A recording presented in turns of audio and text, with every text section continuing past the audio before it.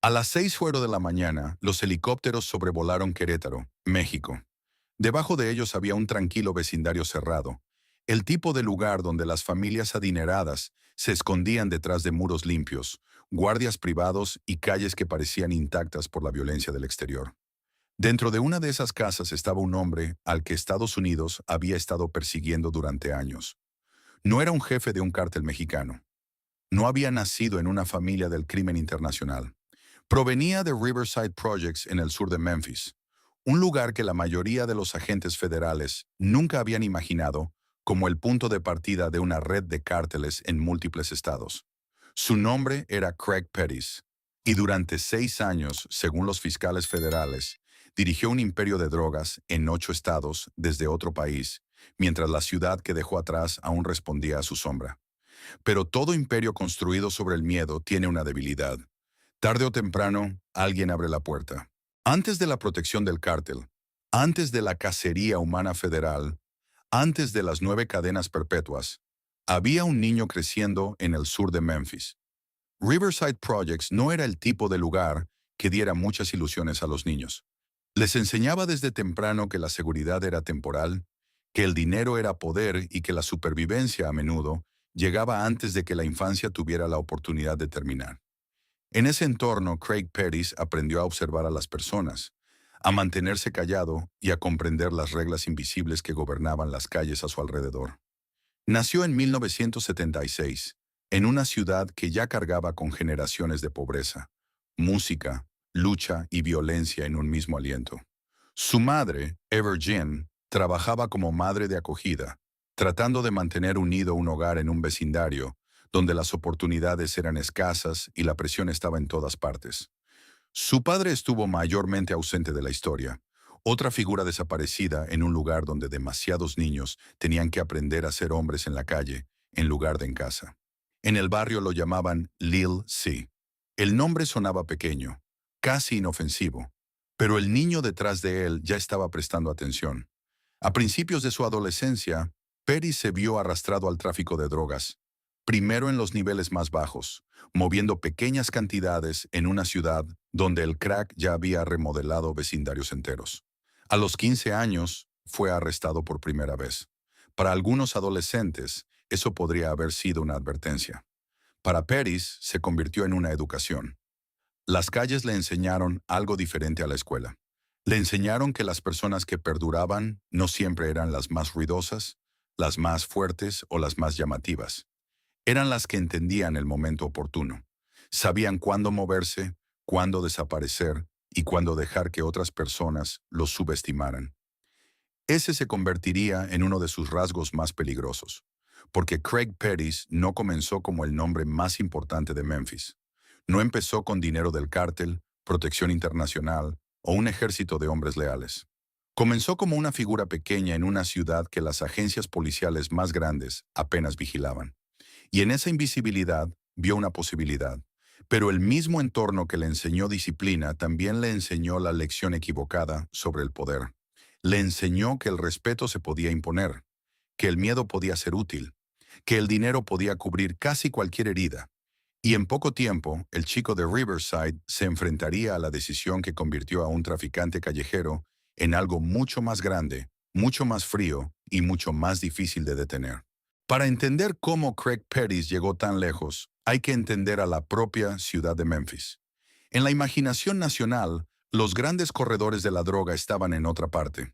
Miami tenía la reputación de la cocaína. Los Ángeles tenía las pandillas, los puertos y la proximidad a la frontera.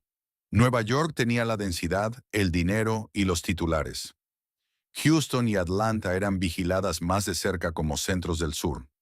Memphis, en comparación, podía parecer una ciudad secundaria, un lugar con historia, música, pobreza y violencia, pero no el centro obvio de un mapa nacional de tráfico. Esa percepción se convirtió en parte del problema. Memphis se encuentra en una posición que es fácil de subestimar hasta que miras las carreteras. Desde allí, el producto podía moverse hacia Nashville, Atlanta, St. Louis, Little Rock, Birmingham, Mississippi, Texas y las Carolinas. Estaba lo suficientemente cerca de los mercados principales como para importar, pero no siempre era lo suficientemente famosa como para atraer la misma atención que las ciudades que las fuerzas del orden ya esperaban que dominaran el narcotráfico. Para un hombre como Pettis, eso no era una debilidad, era una oportunidad. No necesitaba que Memphis pareciera poderosa desde el exterior, necesitaba que funcionara. Y así fue. Las autopistas se convirtieron en arterias. Las casas de seguridad se convirtieron en órganos ocultos.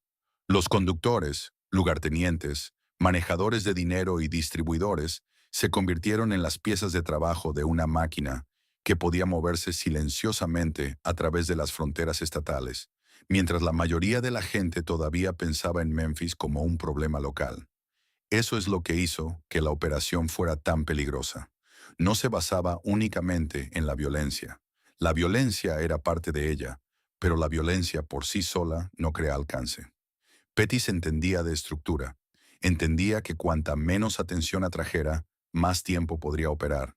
Mientras otros hombres querían ser vistos, él se beneficiaba de pasar desapercibido.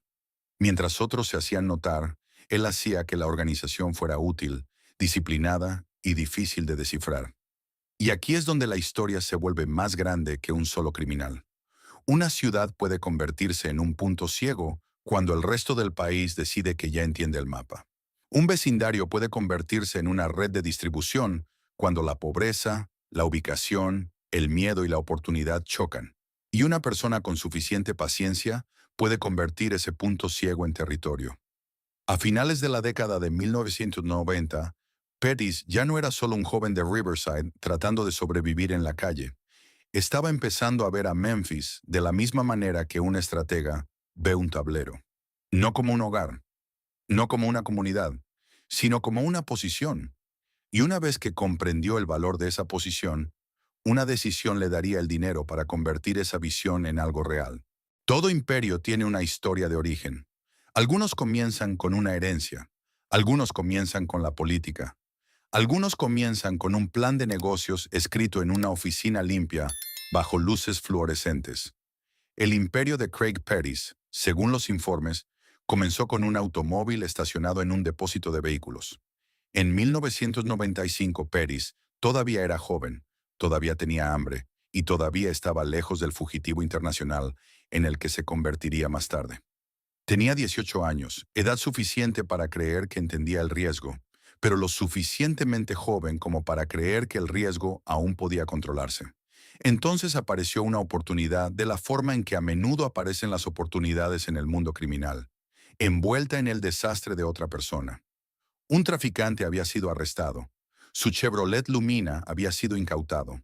Escondido dentro de ese auto, según la historia repetida en los relatos del caso, había aproximadamente $500,000 en efectivo. El dinero era inalcanzable para el hombre que lo poseía. El auto estaba bajo llave. El reloj avanzaba. Y de repente, el problema se convirtió en una prueba de quién podía entrar, recuperar el dinero y mantenerse callado. Antonio Allen, el primo de Pettis, fue involucrado en la situación. Pero había un problema práctico. Allen era demasiado grande para trepar al depósito de vehículos y llegar al auto sin ser visto. Pettis, más pequeño y ágil, podía hacer lo que Allen no podía. Así que el primo menor se convirtió en la solución. Imagina el momento sin la mitología. No como un robo glamoroso, no como una escena de película. Solo un joven de 18 años trepando hacia una decisión de la que nunca podría retroceder por completo. Al otro lado de esa cerca no solo había dinero. Era la prueba de que las reglas se podían romper, de que el sistema se podía engañar y de que la traición podía ser recompensada si se hacía con el suficiente cuidado. La mayoría de las personas en esa situación podrían haber tomado una parte y entregado el resto. Pettis no lo hizo. Según los relatos, él y Allen se quedaron con el dinero del dueño original. Pettis se fue con unos $50,000.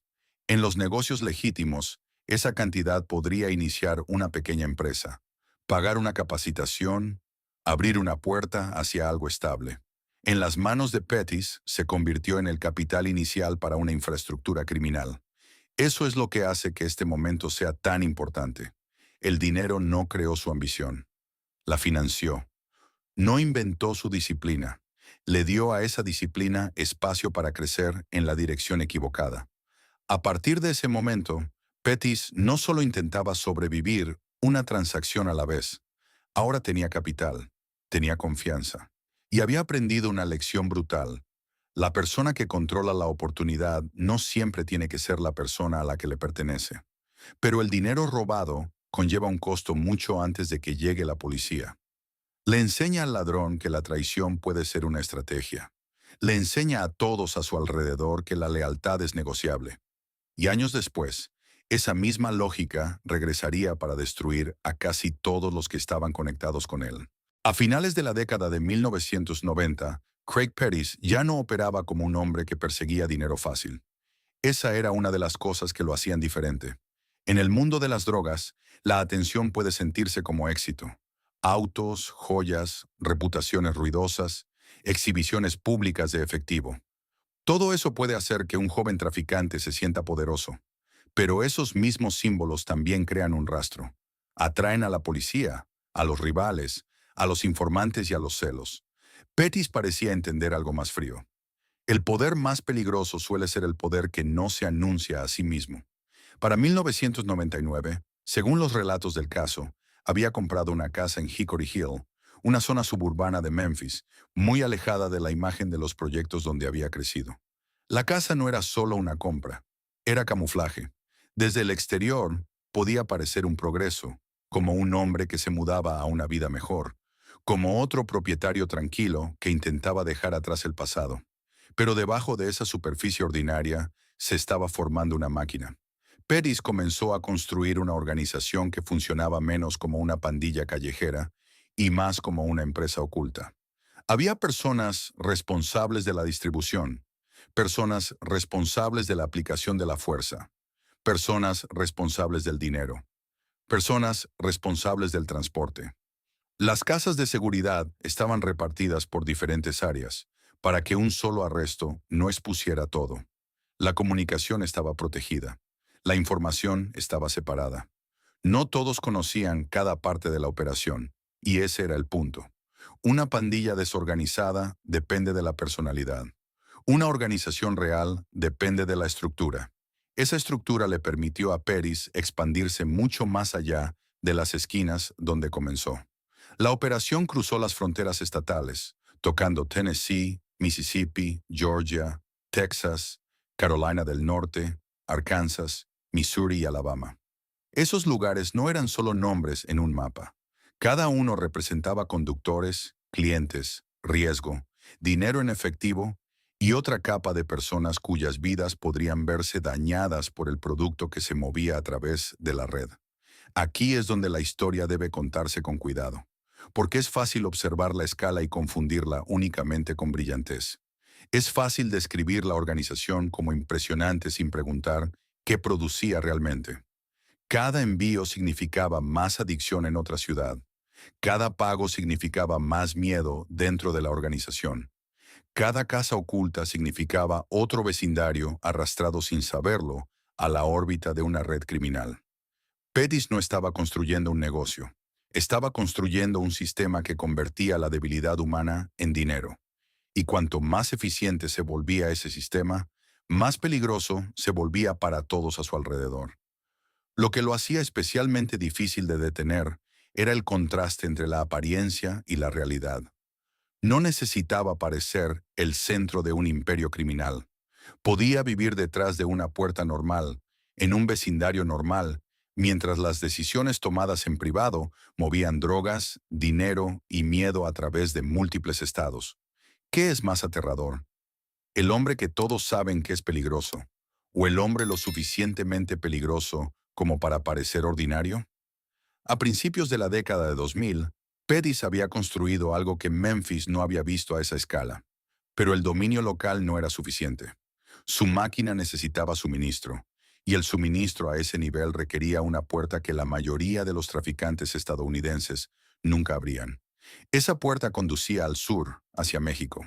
El momento en que Craig Pettis se conectó con México, la historia cambió de forma.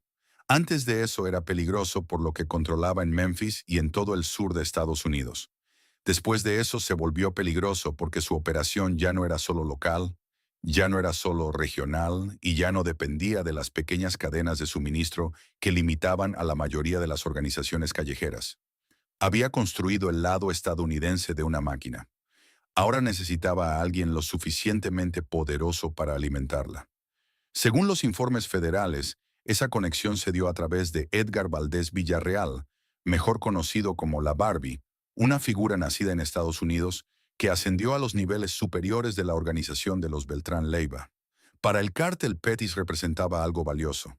No era solo un comprador más.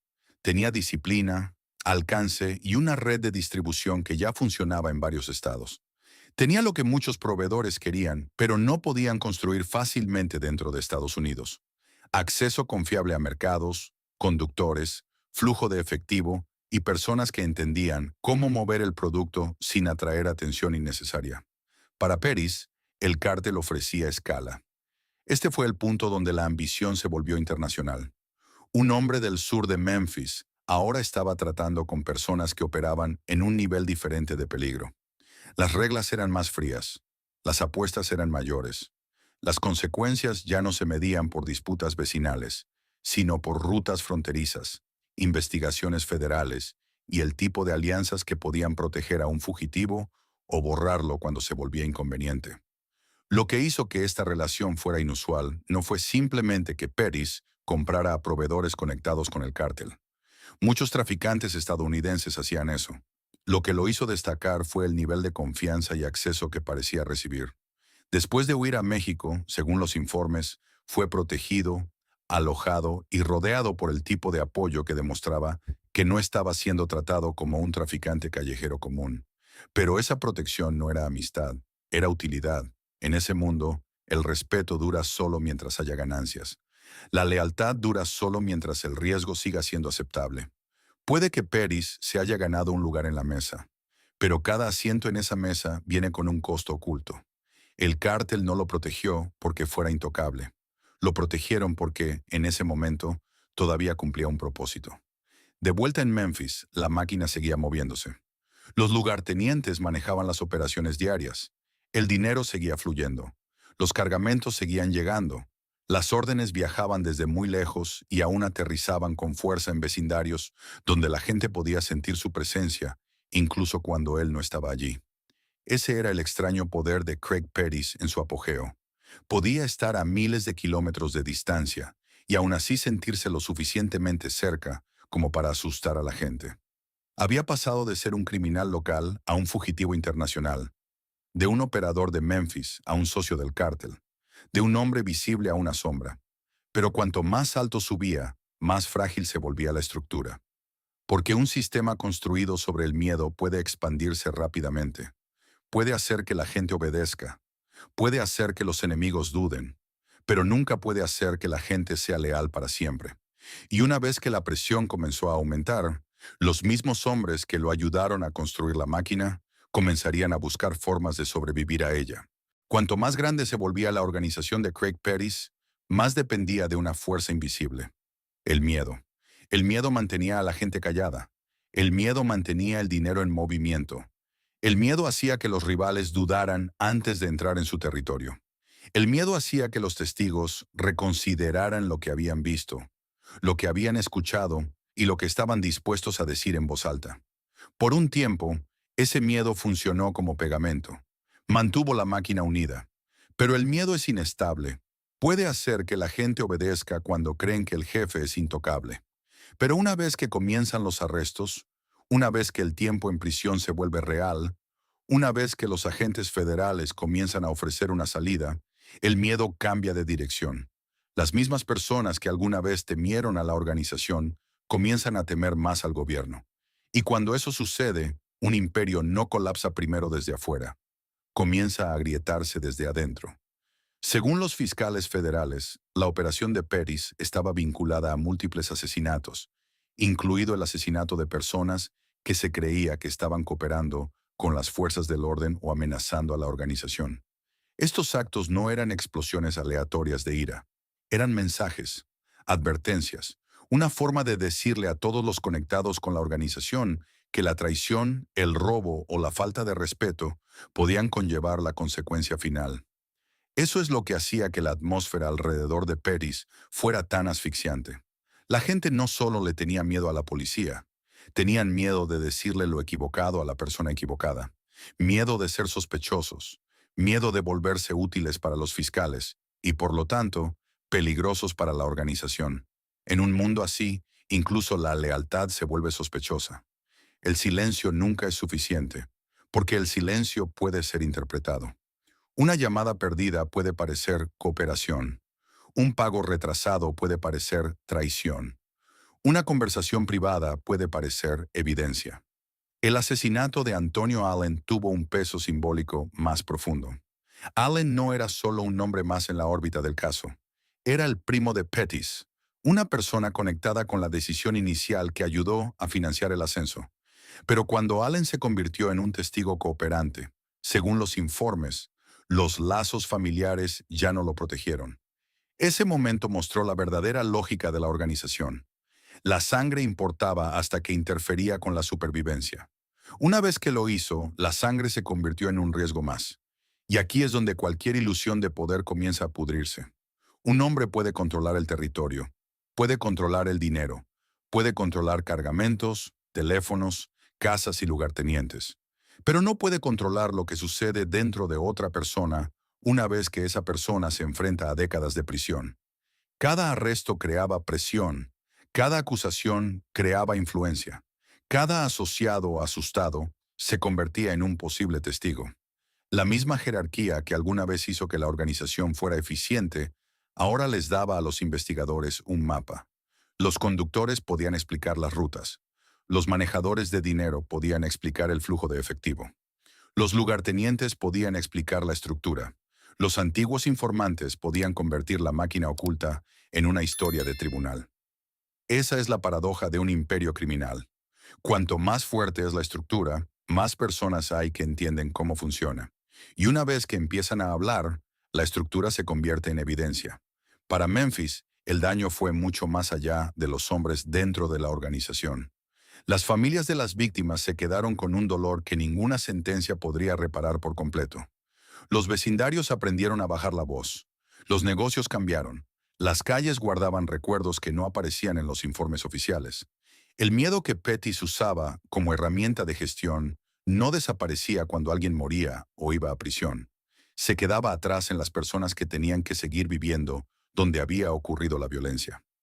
Es por eso que esta parte de la historia no se puede contar como una leyenda.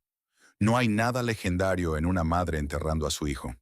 Nada impresionante en niños que crecen rodeados de nombres que tienen miedo de repetir. Nada brillante en un sistema que convierte la lealtad en paranoia y la paranoia en muerte. Craig Pettis construyó una organización que se extendió por estados y fronteras. Pero dentro de esa organización, los cimientos ya se estaban debilitando. Cada acto de violencia creaba otro testigo. Cada testigo creaba otro caso. Cada caso acercaba al gobierno al hombre que creía que la distancia podía protegerlo. Y para cuando Pettis vivía bajo protección en México, el imperio que creía que todavía controlaba ya estaba empezando a testificar en su contra. Cuando Craig Pettis huyó a México, pudo haber parecido un escape. Pero el escape y la seguridad no son lo mismo. Para cuando cruzó fuera de los Estados Unidos, los investigadores federales ya se estaban acercando. La acusación lo había cambiado todo. Pettis ya no era solo una figura poderosa en Memphis. Era un fugitivo buscado conectado, según los fiscales, a una red masiva de tráfico, lavado de dinero y múltiples actos de violencia. Quedarse en Estados Unidos significaba que el arresto era solo cuestión de tiempo. Así que se fue al sur, no para desaparecer en la pobreza, no para esconderse en un pueblo olvidado bajo un nombre falso. Pettis fue al mundo que había ayudado a abastecer a su organización. Fue a México, donde la protección del cártel podía convertir a un fugitivo en un invitado custodiado. En Querétaro, según los relatos del caso, vivía en un cómodo fraccionamiento lejos de las calles que habían construido su nombre. Había calles limpias, casas privadas, seguridad y distancia. Para los vecinos, podía parecer otro estadounidense adinerado viviendo tranquilamente. Para los investigadores, era un fantasma. Para Memphis, todavía estaba presente. Esa era la extraña contradicción. Se había ido, pero no se había ido. Las órdenes aún podían viajar. El dinero aún podía moverse. La gente en casa aún podía sentir el peso de su nombre. El hombre mismo estaba a cientos, incluso miles, de kilómetros de distancia. Pero el miedo asociado a él permanecía cerca. En los viejos tiempos, un jefe tenía que ser visto para ser obedecido. Pettis demostró algo más moderno y más perturbador. Si la estructura es lo suficientemente fuerte, el miedo puede viajar sin un cuerpo. Pero la distancia también crea ceguera. Desde México, Pettis podía enviar instrucciones, recibir actualizaciones y confiar en personas de confianza para manejar la operación diaria. Lo que no podía controlar por completo era la presión. No podía sentarse en las salas de interrogatorio donde a sus asociados se les ofrecían tratos. No podía detener cada intervención telefónica. No podía saber qué voz leal en el teléfono podría estar trabajando ya con agentes federales. No podía ver cuántas personas habían comenzado a medir su lealtad frente a la posibilidad de pasar el resto de sus vidas en prisión. Ahí fue donde el imperio comenzó a fallar. Las agencias federales no solo perseguían a Pettis, estaban desmantelando el mundo a su alrededor. Arresto por arresto, testigo por testigo, documento por documento, la estructura oculta se hizo visible. La organización que alguna vez dependió de la separación y el secreto se estaba traduciendo en evidencia. Las personas que movían el producto podían describir las rutas. Las personas que contaban el dinero podían describir los pagos. Las personas que le temían podían explicar por qué le temían. Y mientras el caso crecía en Estados Unidos, la protección en México se volvía menos segura. En ese mundo, ningún refugio es permanente. La protección nunca es sentimental, es un cálculo. Mientras proteger a Pettis fuera útil, podía permanecer detrás de muros vigilados. Pero una vez que el costo se volvió demasiado alto, una vez que la presión estadounidense aumentó, una vez que las autoridades mexicanas tuvieron motivos para actuar, los muros a su alrededor dejaron de significar lo que él pensaba que significaban. El 10 de enero de 2008, la ilusión terminó. Era temprano en la mañana cuando las fuerzas militares mexicanas rodearon la casa. No el tipo de autoridad local que podía ser retrasada, sobornada o advertida. Esta fue una operación limpia, rápida y directa. El hombre que había pasado años como una voz de mando distante, estaba de repente parado dentro del único lugar que creía seguro, enfrentando la realidad de que la protección tenía límites. No hubo un tiroteo dramático, ninguna resistencia final, ningún último acto mítico, solo un fugitivo siendo puesto bajo custodia mientras la vida que había construido comenzaba a colapsar en tiempo real. Esa quietud importa, porque hombres como Craig Pettis a menudo construyen reputaciones en torno al miedo, el control y la inevitabilidad. Hacen que otras personas crean que están fuera de su alcance. Hacen que la distancia parezca poder. Hacen que la protección parezca lealtad. Pero al final, el arresto despojó la ilusión. No era un fantasma. No era intocable. Era un hombre en una casa, rodeado de soldados, sin ningún lugar a donde ir. Poco después, fue devuelto a los Estados Unidos. Y lo que lo esperaba allí no era el imperio que había dejado atrás. Era un tribunal. Eran testigos. Era evidencia federal. Era la larga y fría maquinaria de un sistema de justicia que había estado construyendo su final, mientras él creía que todavía estaba dirigiendo la historia. Cuando Craig Pettis fue devuelto a los Estados Unidos, la historia ya no pertenecía a las calles. Pertenecía al sistema judicial federal. Durante años, su nombre se había movido por Memphis como una advertencia. En México, había estado protegido por la distancia, el dinero y la utilidad. Pero dentro de un tribunal, las cosas que alguna vez lo hicieron poderoso comenzaron a jugar en su contra. La organización tenía estructura. La estructura creó testigos. Los testigos crearon testimonios. Los testimonios dieron a los fiscales la forma del imperio que había tratado de mantener oculto. Para entonces, el gobierno no solo quería demostrar que Pettis había movido drogas. Querían demostrar que había construido una organización criminal responsable de la destrucción a través de las fronteras estatales, a través de las familias y a través de los años. La acusación era masiva: tráfico de drogas, lavado de dinero, violencia. acusaciones relacionadas con asesinatos.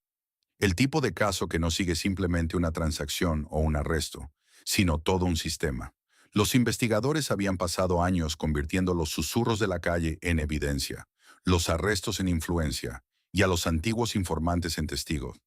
Para cuando Pettis se enfrentó al tribunal, el imperio que alguna vez controló se había convertido en el mapa que los fiscales usaron para enterrarlo. En 2009, Pettis se declaró culpable de múltiples cargos federales. No habría un largo juicio público donde cada detalle se desarrollara día tras día frente a las cámaras. Ninguna actuación final, ninguna oportunidad de reclamar la narrativa al gobierno. La declaración de culpabilidad reconoció lo que la investigación había construido, que el hombre que alguna vez fue visto como inalcanzable ahora estaba dentro de un proceso legal casi sin salida. Pero incluso entonces, las consecuencias llegaron más allá de él. El caso arrastró a lugartenientes, asociados, conductores, manejadores de dinero y sicarios. Más de 40 personas conectadas a la organización fueron condenadas. Algunos recibieron décadas, algunos recibieron cadena perpetua. La red que alguna vez se había extendido por 8 estados se dividió en nombres, números de casos y penas de prisión. Esa es la forma final de todo imperio criminal. No poder, papeleo, no lealtad, testimonio, no respeto. Sentencia. El 22 de agosto de 2013, Craig Pettis fue sentenciado a 9 cadenas perpetuas en una prisión federal. 9. El número casi suena irreal hasta que entiendes lo que significa. Significa que el tribunal no dejaba espacio para un segundo acto. Significa que no hay arco de redención fuera de los muros, sin jubilación, sin vida tranquila comprada con dinero oculto. Ningún regreso final a Memphis como un anciano que lleva historias de otra época. La cadena perpetua no es solo una sentencia. Es el tiempo convertido en castigo. Día tras día, año tras año, el imperio se encoge hasta convertirse en una celda, un horario, una puerta cerrada y el conocimiento de que el mundo exterior ha continuado sin ti. Y para las familias de las víctimas, incluso eso nunca podría equilibrar completamente la balanza. Una sentencia puede apartar a un hombre de la sociedad, puede reconocer el daño, puede darle un final a un tribunal, pero no puede restaurar a los muertos. No puede borrar el miedo de un vecindario. No puede devolver a los niños los años que perdieron por el nombre de un padre, el silencio de una comunidad o la ausencia de un ser querido. Es por eso que el final no debería sentirse triunfante. Debería sentirse pesado, porque cuando un imperio termina con cadáveres, penas de prisión, familias rotas y una ciudad que aún guarda el recuerdo, la pregunta no es cuán poderoso fue alguna vez. La pregunta es cuántas vidas tuvieron que ser dañadas antes de que todos finalmente entendieran que nunca valió la pena construirlo en absoluto. Craig Pettis no desapareció porque la gente olvidara su nombre. Desapareció en el tipo de recuerdo que nadie debería desear. En Memphis, su historia aún vive en registros judiciales, investigaciones federales, viejas conversaciones callejeras y el silencio de las personas que recuerdan cómo se sintieron esos años. Algunos pueden mirar la escala de lo que construyó y confundirlo con grandeza, pero la escala por sí sola no es grandeza. Una estructura puede ser grande y aún así estar podrida en el centro. Pettis tenía disciplina, tenía paciencia, tenía estrategia, entendía la organización, la presión y el movimiento. En otra vida, esos rasgos podrían haber construido algo legal, algo duradero, algo que le diera a la gente trabajo en lugar de miedo. Pero el imperio que construyó no creó libertad, creó adicción, creó dolor, creó informantes, funerales, sentencias de prisión y niños obligados a llevar un nombre que no eligieron. Esa es la verdad final de la historia. El juego no lo hizo intocable, solo retrasó el momento en que se abrió la puerta. No lo hizo inmortal, solo se aseguró de que su nombre fuera recordado por todo lo que destruyó. Craig Pettis pasó de Riverside a México y a una prisión federal. De un niño que observaba las calles a un hombre condenado a 9 vidas tras las rejas. Y al final, el imperio no fue una prueba de que ganó. Fue una prueba de cuánto se perdió antes de que finalmente cayera.